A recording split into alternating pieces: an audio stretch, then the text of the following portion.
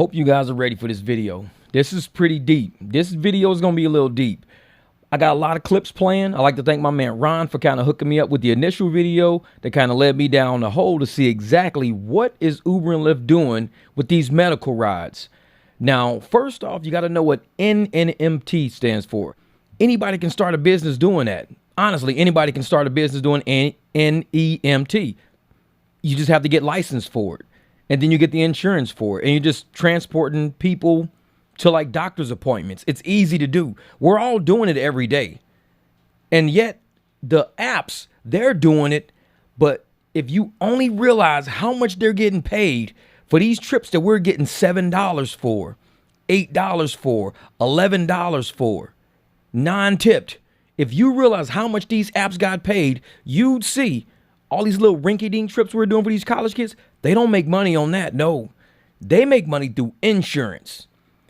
Ambulatory means you're able to walk. It means you're mobile. So if you're an ambulatory like patient, which means you can walk either with a walker or a wheelchair, you could be mobile, get to a wheelchair. You can use NEMT services. Now, Uber started this years ago. They never told nobody.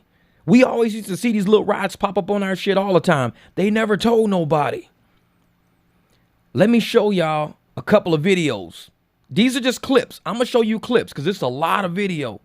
Here's some clips.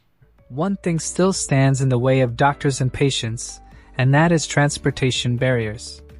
According to one survey, around 3.6 million doctor appointments have been missed or delayed due to a lack of transportation facilities. Around $150 billion lost annually by healthcare service providers due to missed appointments. To deal with this issue, it has developed a transportation setup called Uber Health. Uber Health app works on creating a transportation bridge between doctors and patients. Uber Health app lets doctors or medical institutions book cabs or transportation for their patients. It helps patients complete their treatment and not miss any appointments. The best part about this is that the patients do not need to pay for this Uber medical transportation. Doctors schedule the ride for their patients and pay for them. Here are some features of Uber Health app. The app allows doctors and medical institutions to schedule patient appointments. Patients do not pay for Uber Health rides. The patient pickup service is handled and paid for by doctors. It helps medical institutions schedule rides for all future appointments in advance up to 30 days. Rides for caregivers can also be scheduled to help patients get the proper care. Patients do not have to install Uber's medical care app on their phones. Uber notifies patients using either SMS or a simple call. Uber does not store the sensitive data of patients. This complies with the Health Insurance Portability and Accountability Act, which protects the patient's sensitive data from being disclosed. Uber Health also benefits doctors and healthcare. As for the doctors, the missed appointments caused a 16 to 54% operating loss for medical insurance. Above it, doctors lose around $200 for each empty slot due to missed appointments. And there you have it, the Uber Health app, how it helps riders, drivers, and healthcare. Hit that thumbs up button. Basically, what's going on is they're using us, drivers, who have no insurance, transporting people with insurance, and all the money we're earning is paying corporate people who have insurance. The only people who don't have medical insurance is us in this transaction. So they don't even have the wherewithal to say, we're using non-insured, no medical insurance as drivers to transport people with medical insurance so they can pay for our corporate medical insurance. I mean, we're losing right here. We're losing right here. Our Anjali Kemlani talked to the Uber Health Global Head, that's Caitlin Donovan, at that conference. And we got to hear all the ways Uber Health is trying to leverage transportation to drive healthcare accessibility. You might think of Uber as that app in your pocket on your smartphone, but Uber Health is actually a little bit different. Coming out of the pandemic, where we saw an increasing need for these services, we've spent a lot of time thinking about how to make what we're doing scalable, because our impact has been so great at the individual community level. Health plans across Medicaid, Medicare Advantage, and now employer-sponsored plans, thinking about how to structure benefit designs that drive the right behaviors and outcomes of their underlying patient populations. these benefits have been around for a long time. For Medicaid, transportation's been a covered benefit since 1966. Medicare Advantage plans, more than 50% now cover transportation. And we started getting a lot of inbound requests for employers, which at first surprised me. I thought of employee populations as those that were stable in their job with access to care, but the data proves to be a little bit more nuanced, right? With, a recent study of 5.1 million commercial members found that 27% lived at 200% of the poverty line or below, used preventative services 50% less, and saw 4 times more preventable admissions. Wow. To me, that speaks to those same underlying social determinants of health issues and a real problem that we need to proactively solve. We do have the ability to do both rides and delivery on our platform, and we do have multiple clients using us for both of those things. And we're thinking about how to choose the right partners to be able to do that at scale, because there's such a high degree of overlap in need between those that need a ride and those that need something delivered, typically food, prescriptions, and over-the-counter medications, but to your point, certainly DME and things like that as well. What about nurses and clinical staff? I know that we think about getting to work or, commuter situations in really heavily populated areas, but I noticed that there was a nurse taking an Uber every day outside my apartment, and then I wondered, is that a service you're offering? Anjali, I'm so glad that you saw us in action. Now, how many of my ride-alongs have y'all heard me say, I'm right by hospitals all morning when I drop off my client, I could be taking these nurses? Because there's a nurse right around the corner who gets a ride every day 2 miles to her house. Then there's another nurse who says she used to walk to work all the time, but she's like, some days when it's cold in the morning, I just get a ride. I'm telling you, hospitals go around in that area. There's a lot of nurses who take rides to and from work. That's easy money right there. Yes, it absolutely is. If you think about our mission, right? It's how do we use the core competencies, consumer tech available to allow care to be delivered in the home? And that's logistically complicated both for the patient and for the caregivers that serve the patient. Think about the caregiver shortage that we have, and that's amplified by a nurse not being able to see a patient because they're driving around looking for parking. So a lot of nursing companies actually use Uber to transport their caregivers. In an urban area, you don't have to pay for parking, you don't have to pay for mileage reimbursement, you pay for the Uber instead, and you have the added benefit of knowing where your nurse is. So when the patient calls and says, "Where's Mrs. Smith?" you know exactly the answer. We've anecdotally heard from our customers that you can see about an extra patient a day, which helps not only serve the patients, but really makes a workforce where we have a shortage more productive as well. We provide a better experience for a patient, and to your point, cost savings for providers. We now think about how to make that scalable for health plans by thinking about the overlapping needs of patients so that we can take administrative cost out of the system. And then candidly structuring benefits in a way that work for all. Because just having the benefit and having the tool, we found isn't enough. Want to give an example of where something actually went wrong. I'm sure that you've been talking with a lot of folks about how value-based care can solve all because it aligns incentives. We don't use that term. Exactly. And we found that that's not the case, right? Because there's administrative burdens, there's regulations that prevent that financial mechanism from working the way it's intended. So to give a really concrete example, we were contracted with a care coordinator in a value-based contract. They had full risk on this patient, so they were financially motivated to do the right thing.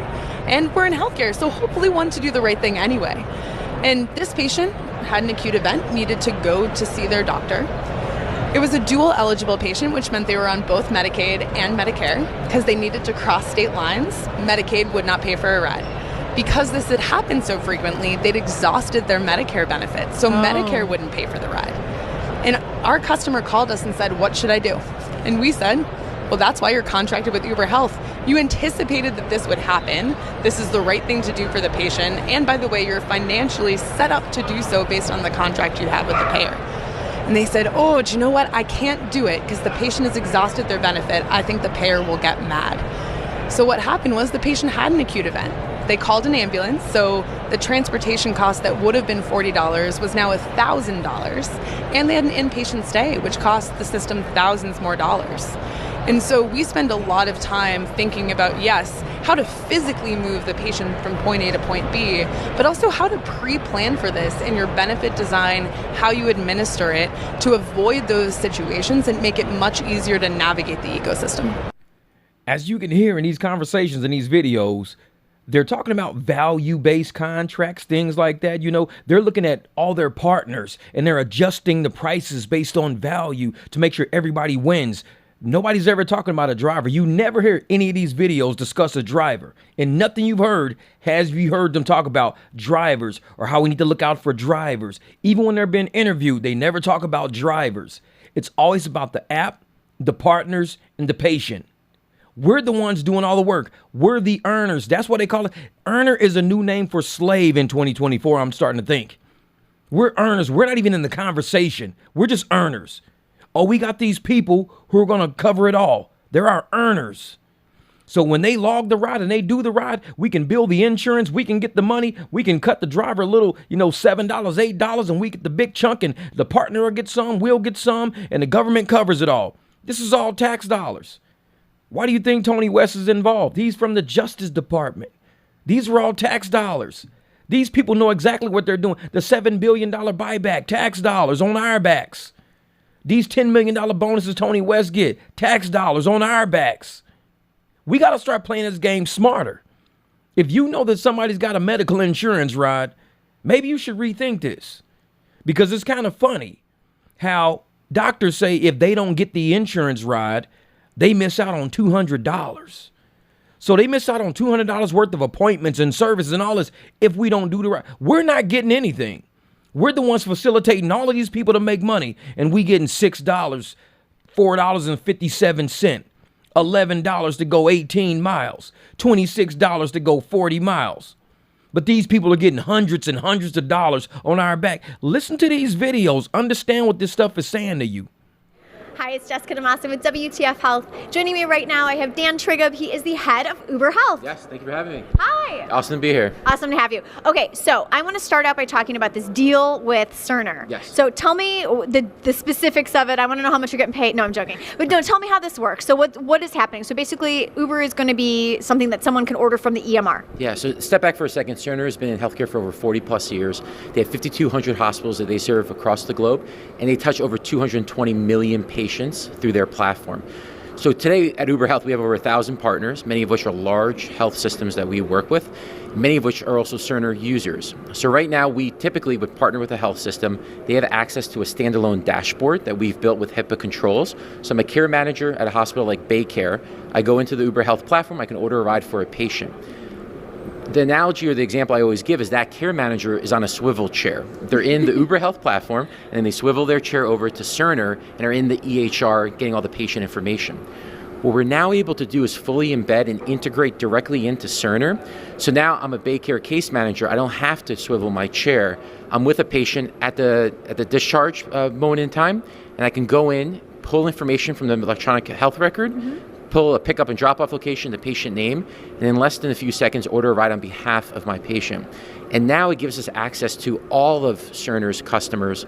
We'll be starting here in the US, working with a few pilot partners and expanding broadly next year. The CDC has now come out and said that access to transportation is a key social determinant of health. Yeah. And much of our aging population, where the population is growing, transportation is core to their lives. So I think for us, the data is now out there. Boston Medical Center, another one of our partners, recently published a study showing we've reduced costs, reduced no-shows and missed appointments, and patients who have access to Rideshare have higher NPS scores. So the impact we're having on the health system is tremendous. So for us, it's how do we build deeper interoperability with existing systems like a Cerner, and then also how do we continue to expand our footprint beyond even just providers, but also payers as well. When I was at Health last year, the conversation is what the heck is Uber doing in healthcare, right? Like WTF, yeah, right? Exactly. So, exactly. And I think people, when they hear about us, they say, you're just taking a millennial to a bar on a Friday night. That's what you do in downtown San. Well, that couldn't be further from the truth. When we think about our aging, low-income, and at-risk population, much of our Medicaid and Medicare population. So now, to get into the weeds, the U.S. government every single year spends close to $4 billion on non-emergency medical transportation. Did I not tell y'all this was about tax dollars? Tony West is in the building. This dude has the inside track to all the tax dollars being spent. Justice Department goes over all this shit all the time. So everybody at Uber right now, the numbers they spitting about the CDC and about the government and how much they spend, oh, these numbers were fed to them. These numbers were fed to them. They didn't have to do no research. All they did is say, hey, Tony, can you get us these numbers? Yeah, let me make a call real quick. Why do you think he got that $10 billion bonus? He's getting them all the information they need. Oh, man, we could be smacking these up with these tax dollars. Man, we can get this money. This is why Uber's been in bed with the government for the whole time. This is all about using tax funds to boost their company. It's about 1% of all of Medicaid spending today. And the government and regulators and policymakers have realized that access to transportation is critical to get the people to the care that they need. Now, historically, 80%, and even today, 80% of these rides are ambulatory curb-to-curb rides. And historically, they were using traditional livery and taxi providers to fulfill these trips. Did you hear where he said traditional livery or taxis? He said traditional livery. If you have livery, you could do this. It's ambulatory. Ambulatory means you could walk. You're still mobile. You're not half dead. You're not in a gurney and shit like that. Livery services could be getting money from insurance. We could be getting tax dollars ourselves. Uber and Lyft is a livery service. That's all they are. So for them to getting all this money on our backs, when we can get for hire permits and do this ourselves with our own insurance, everything Jamil's got, everything I've got, we could be doing this ourselves. Yet we letting these people play us like slaves. We sit on the plantation, letting them get $200 a ride for us, and we getting 11. And a step deeper here, there are what are called non-emergency medical transportation brokers, or the acronym is NEMT. Okay. These are large companies who manage the transportation benefit on behalf of the state Medicaid agency or an MCO or an ACO or a large health plan. These brokers integrate with various transportation providers to service the needs of the population of these health plan members. And again, remember, the vast majority of these rides are curb to curb. And historically, these brokers were using taxi providers to do these trips. What now they're able to do is integrate with our APIs and our technology and leverage Uber Health when it comes to getting these people to the care that they need. Again, elderly, low income, underserved populations. Now, our technology enables so that the person taking the trip does not need a smartphone, does not need an Uber app, does not know anything about our platform. These are all coordinated upon their behalf. So we really empower these brokers, these care coordinators, to better serve the people they care for through our platform at Uber Health. He basically saying you can't do cash rides. That's really what he want to say. You just can't do cash rides. The person don't have the app. That's why they always say, hey, make sure you contact the person when you pulling up. They say that. Please contact this passenger at this number. I don't contact nobody. Usually the doctors are the ones setting the app up and everything, so it lets the doctor know we've arrived, but it doesn't let the person in the house know we've arrived. So usually when we show up, the doctor says, hey, your ride is outside. Because if the person is not connected to their phone, how would they know? Half the time you sitting outside like, dude, where you at? And then just out of nowhere, a person shows up 2-3 minutes later. Oh, they just called me and told me you was out here. Can't do cash rides with these medical rides. These medical rides, they slave rides, basically. They're slave rides. That's what they coming out to be. And when you see them names in all caps, or you get that message, please don't do no other destination other than this, or please don't, you know what? Please contact Ryder. These are slave rides. These are medical rides. Uber and Lyft's getting a ton of money off them. We ain't getting shit out of it. We are 30 to 40% more cost effective than other alternatives. A major issue with non-emergency medical transportation is waste, fraud, and abuse. A lot of this is paper pen receipts, and now it can be fully automated through our platform. And then finally, we see higher patient satisfaction scores. So we're now integrating with these large national brokers, and we're servicing health plans all across the country. From a regulatory standpoint, so I know one thing we talked about earlier, some of the challenges we're facing. Yeah, get into that. From a regulatory standpoint, CMS and HHS put out regulations for non-emergency medical transportation before rideshare ever existed. They would have never imagined a model like ours. So the regulations on a state level for Medicaid require that drivers have fingerprinting, drug testing, certain things that no rideshare company does for a variety of reasons. He basically saying they don't test for crackheads. He's like, yeah, we ain't gonna fingerprint nobody. We ain't gonna drug test nobody. Just sign up and just drive. We'll pay you. Don't worry about it, you old crackhead motherfucker. You crusty, dusty. And we believe the systems and background screening we have in place are sufficient for the populations that we're serving. So what is now happening is the regulations are changing. Florida, Texas, and Arizona recently passed regulation to allow rideshare to do non-emergency medical transportation. Regulators and policymakers are really recognizing the benefits that we can bring to the health ecosystem, and the data is showing it in the studies that have been published. Arizona in particular has been very forward-thinking around rideshare for Medicaid transportation. Jamie Snyder, the state Medicaid director, was actually here at the conference the other day. And we are now servicing 15% of all Medicaid trips in the state of Arizona with rideshare, with the changes that they've made there. And we're a big player in the state with them and the work we're doing. What was so progressive about the way that they had structured their regulations? So basically allowing essentially a vehicle class, a vehicle type for rideshare for an Uber. And the analogy I always give is, when Uber started in 2009, there's maybe 2 or 3 cities and states that allowed for transportation network companies, TNCs, to operate. Fast forward to 2019, there's regulations passed in almost every city and state for rideshare. And CMS is now recognizing this. They're putting out, we're spending a lot of time with CMS to help the states kind of see the power of this. He said they were spending a lot of time. I think he forgot something. He left out money. These motherfuckers spend a lot of time and money. And that's why he's like, oh, yeah, we spend a lot of time with the states. Yeah, well, motherfucker, we know what bribes look like. That's why all these senators and these governors and these mayors, they calling up each other. Hey, man, Uber just cut me a check, dog. Man, you better get on this Lyft money. Oh, man, you better go lobby at the state. Go do what you can do for rideshare. Because if you keep rideshare in your state, man, you won't get paid, man. You better get down there, man. Senator Todd Young from the state of Indiana wrote an open letter to CMS recently advocating for rideshare. And now we're doing a lot of work with each of the state Medicaid programs. Those 3 I mentioned earlier are some of the most progressive. And we do believe other states will follow given the benefits that they see. I love hearing this because for us is we really want to invest in Uber Health so we can better serve these underserved populations. Now, what I'd say is we don't break out data or revenue by any certain vertical within Uber. But in our first earnings call, if you go back to that first earnings call, Dara did mention we've seen 400% growth year over year in Uber Health. So certainly we're seeing a lot of great progress and a strong trajectory of our business. Today we have over 1,000 partners and customers using Uber Health through our standalone platform, our APIs. And the thing is, keep in mind, we are serving populations that normally would never have ever had exposure to Uber or taken an Uber, right? Our Medicaid population. We're now creating new opportunity for Uber to access markets where normally, again, we wouldn't have a presence. And we think this can certainly help grow our presence across the country and even beyond. No, I think that's exciting. And I mean, I think your integration with Cerner is going to be, I think, a game changer for you guys. So congratulations on that. Thank you. I appreciate it. Yeah, lots of good stuff happening at Uber Health. So yeah, you've earned your place in healthcare. I mean, actually, as you're talking to me about the regulations, I'm like, wow, you actually sound like a healthcare company. That's pretty cool. Uber from day one wasn't built for healthcare. We weren't designed for this use case.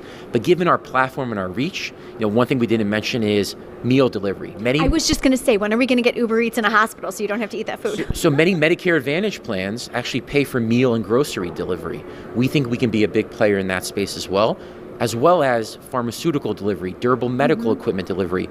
We have a world-class logistics platform. So when you hear Dara, when he talked about Uber during our, over the last couple of months, he talks about being the Amazon, the center, the hub for all transportation logistics for our community. Okay, this is getting weird. How many times have I said that Uber and Lyft, they just seem like Expedia and Amazon? That's all they seem like. I've said that. This is my first time watching this video. I'm literally watching it with you, but I'm just commenting on it. I swear, I have said that Uber and Lyft are run like Amazon and Expedia. Look at my last live stream. Even look months before that when we talk about it, because Dara came from Expedia. David came from Amazon. They are the same company. Uber and Lyft are the same company. Why is Dara talking about running it like Amazon when Dara didn't come from Amazon? Dara came from Expedia. David came from Amazon. So Dara is saying, I want to run this how David runs it. So guess what Dara did? Let's hire David Risher, because I want to run this shit like Amazon anyway. So we might as well just hire David from Amazon. Told you, these are the same damn companies. And we think Uber Health plays a big part in that. Healthcare is a huge issue. and also a global issue. Right now, Uber Health is just the U.S., but we do hope to expand internationally as well. So exciting. Love to see you guys expand even the concept of Uber Health from just patients to other things that can be taken back and forth. Very cool. Dan, it's a pleasure to talk to you. Now, my conclusion is Uber and Lyft, they don't really care about drivers. They're going to get immigrants to do it. They're going to get some desperate person to do it so they can get all these medical rides out the way. They're more about the contracts they can produce using our work. That's what this is all about. It's not about getting people around. It's not about being there for a community. This is about how much of these tax dollars can we get in our pockets using these idiotic ass pigeons out there willing to take these rides we're getting $200, $300 for, and we're paying them $11 for it. These are all medical rides. They're getting reimbursed from Medicaid, Medicare, other insurance plans. Carriers are getting money. The little partners are getting kickbacks. Everybody's getting money out of this except the driver. That's my conclusion. The reason why they don't want to leave Minneapolis is not about this $15. No, they don't care about they want to just make a stance that we don't want to let these drivers think they got power over us as apps. We're going to stand our ground. They know they can pay more than $15 an hour. They know that. They're not stupid. This is virtue signaling. They don't want anybody to realize that, hey, if we start letting drivers get demands and we start answering demands, we're negotiating with terrorists, man. We're negotiating with terrorists if we let these drivers make demands. Then every state's going to do this. Everybody's going to do this. So even if they want piddly little $15 an hour, when we know we need 35, 40, they want piddly 15. Don't pay them the 15. Argue with it. Stand your ground. It's virtue signaling. They won't leave Minneapolis because they don't want to leave that money on the table. That's a lot of tax dollars on the table. They don't care about these little $15, $3 rides, $8. No, they got hundreds of millions to the tune of billions of dollars of taxes flowing through these cities that they ain't just going to walk away from. You think they're going to give it to rides? They're going to give it to Hum? They're going to give it to who else? All these other little companies they got out there? I don't even know the names of all these companies. They got a million different rideshare companies out there. And you got NEMT rides, non-emergency medical transport. Billions of dollars on the table. You think Uber and Lyft's going to walk away from that and let one of these little bitty companies start setting contracts with all of these medical services in these medical places? Because you know that's what they're going to do, because these partners going to want their money. The partners already know, hey, we know how to eat off these contracts. We know what to do. All we need is somebody who say, hey, we got drivers willing to do it. A company comes in and says, hey, man, do these medical rides for us, Jeff. I'm like, well, Uber was only giving us $7. You know what? We're going to give you 40 minimum on each one you do, 40 minimum, because we know what we eating off of it. We're going to give you 40 minimum per medical ride. Okay, but we might need you to do some CPR training. We might need you to do some type of, whatever training, because to do NEMT rides, you do need medical training. You actually do. For us to be doing this without medical training is a liability. It really is. Look it up. Look at how to start an NEMT business, and you will see you need medical training to transport people who have medical problems. You can't just nilly-willy do this shit like Uber and Lyft's got us doing. They're putting all these people in a predicament right now. And if these insurance companies, that's why I'm telling you, that's why Tony West is there.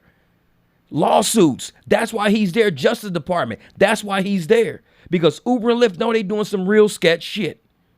If all these insurance companies and all these people knew that we had no training whatsoever, they'd be like, well, why are we paying you to the sum of you actually acting like you got trained individuals transporting Maggie, transporting Henrietta, you transporting all these people out here, and they ain't even got medical training, and we paying you like they got medical training. That's not part of the contract. Uber and Lyft's been lying. They've been getting sued. They're liars. We know that. So here we are doing all of these medical rides, pulling up, seeing people in walkers and in wheelchairs. We getting $11 to transport them 23 miles, $7 to transport them 9 to 10 miles. Meantime, they getting a $200 check cut. They billing in one big bulk, $200 check cut. There's a way that they shouldn't be doing this and that we should be getting paid more. There's a way, and we're going to find out what that way is. If it's declining all medical rides, when you get there, no, you can't deny people, not with wheelchairs, you can't deny them rides. Of course they're going to say that. You know why? Because they get paid a lot for that person in that wheelchair. That's why they say you can't deny somebody because of a wheelchair. A wheelchair don't fit in the BMW 3 Series. That's my excuse. I'm not a emergency medical transport place, whether it's non-emergency or what. I just can't. It's a 3 series. I can't do it. I'm not putting a big ass wheelchair in my car. I'm scratching my car up so you can get $200, $250 and I get $7. No, and you split the money with the partners. No, not on my back. You're not doing that. This is why I wanted to show the video, you guys, man, because this is deeper than what we all think it is. This is why they got somebody from the Justice Department. They didn't just grab some random ass attorney off the street, some random attorney with a private law. They grabbed somebody from the government. They grabbed somebody who knew how the government pays using Medicaid, Medicare, insurance. I think there's a lot of fraud going on, but that's just me. It's my own opinion. I don't push and promote everybody to think the same as what I think. I think there's insurance fraud going on, which is why they went and got a government official to work with them, because they know. They're not stupid. I'm telling you, man, there's something big going on, And I want to make sure I ran these videos by you guys so y'all can kind of agree with me on this as far as seeing what these medical rides are. And we're really getting ripped off. Minnesota, stand your ground. Don't let these people use, you're leaving the vulnerable community. No, you got contracts with all these people. That's why you scared to leave. Like they shut that little hub down. We don't got a hub in Phoenix. We ain't had a hub in Phoenix for like 2 years. You shut a hub down. So what?